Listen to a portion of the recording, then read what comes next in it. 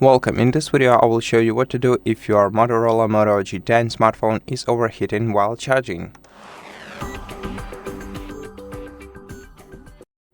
The first thing that we can do about it is restrict the background activity for the applications that use the most battery power on your device.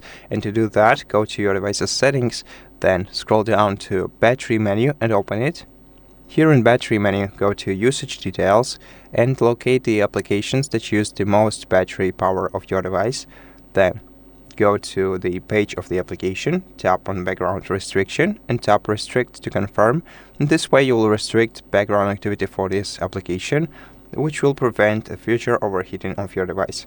Besides, in the battery menu, go to optimize charging and make sure to switch this toggle to the right.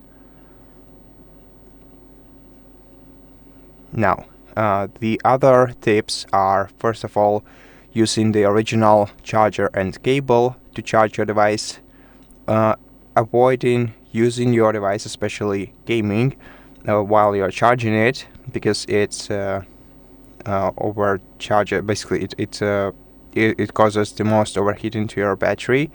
And remove the protective case from your smartphone to improve the heat dissipation, and if you can, then move to a better ventilated area for a while and let your phone charge in there.